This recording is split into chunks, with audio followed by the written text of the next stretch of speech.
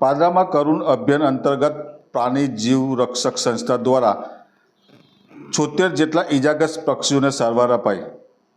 પાદરા પ્રાણી જીવ રક્ષક સંસ્થા દ્વારા ઉત્તરાયણ પર્વ તહેવારમાં ખાસ પક્ષી બચાવ અભિયાન ચલાવવામાં આવે છે, જેમાં આ વર્ષે પણ જકાત નાકા ગોવિંદપુરા પોલીસ ચોકી પાસે ઇજાગ્રસ્ત થયેલા પક્ષીઓ માટે કેમ્પનું આયોજન કરવામાં આવ્યું હતું, જેમાં ઉત્તરાયણના 2 દિવસ દરમિયાન પતંગની દોરીમાં ફસાયેલા 76 જેટલા પક્ષીઓને બચાવવામાં આવ્યા હતા।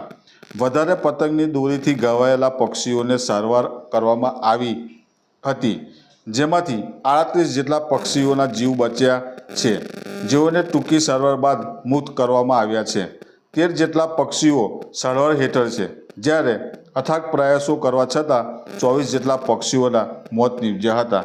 આમ પક્ષીઓ માટે ઉત્તરાયણની મજા પક્ષીઓ માટે સજારૂપ સાબિત થતી અહીંયા જોવા મળી હતી।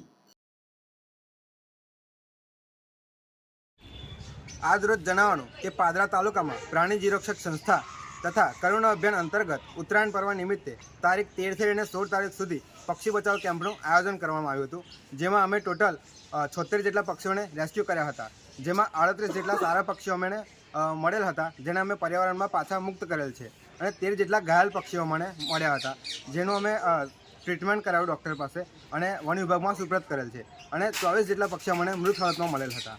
આ સમગ્ર કાર્યક્રમમાં અમને પાદરા તાલુકા તથા આજુબાજુના ગામડાના નાગરિકોનો ખૂબ એવો સારો સપોર્ટ મળેલ છે, જેના માટે અમારી આખી ટીમ બધા નાગરિકોનો ખૂબ ખૂબ આભાર માને છે।